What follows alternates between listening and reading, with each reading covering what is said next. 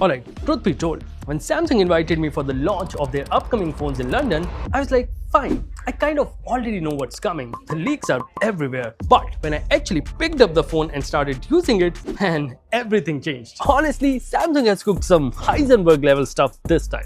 I think you should just watch the entire video because what I'm about to show you might actually blow your mind and might also give Apple chills. And it'll be great if you can hit the like button as we keep bringing exclusive smartphone coverage for you guys. Now that you've done that, let's get started. Alright, so this right here is the all-new Samsung Galaxy Z Fold 8. It's nothing like any Samsung Fold that you have ever seen. It's not tall like before, and the outer screen is also not as narrow as before. In fact, this is the biggest design shift that Samsung has done to their foldable. The short and the wide form factor is something that a lot of people were asking about, and now it's here. The first time I took it in my hands, my first reaction was, this is exactly what I've always wanted. It feels so good and so easy in the hands that I almost took it with me. But the security stopped me.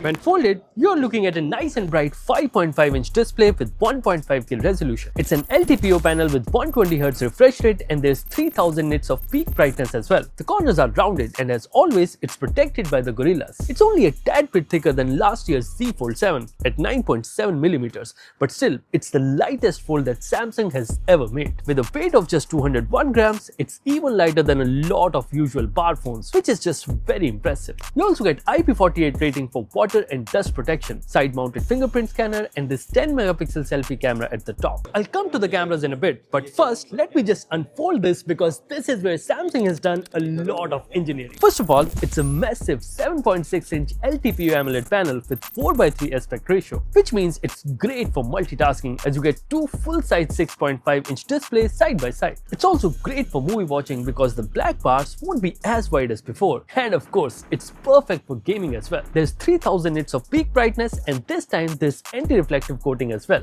One area where Samsung has done a lot of work is the crease. Yes, it's not as visible as before, and even if I touch it, it's not very prominent too. And even if I show it to you next to the Fold 7, you can clearly see the difference. I know, it's a 1-year-old device and it's freshly baked, so the comparison is not really ideal, but trust me, the difference is just huge. Actually, what Samsung has done here is that they have put a titanium alloy film under the display. It gives extra support to the OLED panel, it also absorbs the pressure, and ultimately, it reduces the crease visibility over time. How effective this is, only time will tell, but the first impressions are definitely solid. And yeah, the in-hand feel when unfolded is also great. It's just 4.5mm thick, which is nice. And even these slightly rounded corners makes it easy to hold, even for long hours. Now, if I flip it over, you will notice how clean the back looks. It comes in 4 different colors. This one is graphite, this one is cream, this is lavender, and this one is the pistachio. My favorite is definitely the lavender, but you can tell me which one's yours because this is also nice. This is also nice. And this is...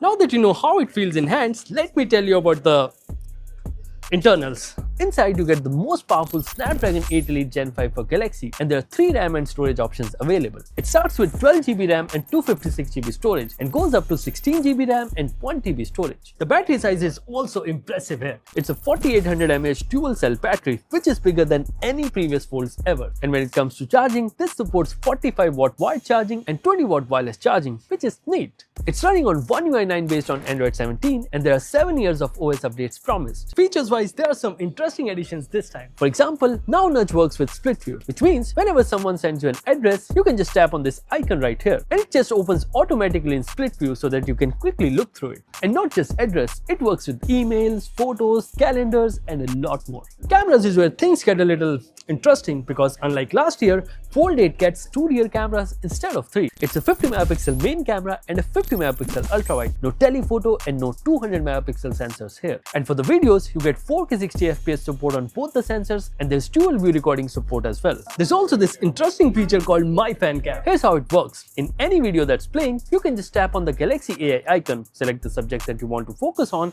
and the phone will automatically reframe to make cool videos like this. It's actually great for parents when their kids are performing in school activities. The pricing is obviously still unknown, but you take a wild guess. What do you think Samsung will price it? 1.5 lakhs, 1.6 lakhs, or closer to 2 lakhs? What do you guys think? Tell me in the comments. And how well do you think this will compete against the Apple Fold that's launching in September? I hope you enjoyed watching this video. If you did, please press that like button. It really means a lot. And if you guys have any more questions about the phone, feel free to ask us in the comments and we'll cover it in a full detailed review. Thank you for watching and I'll see you in the next one.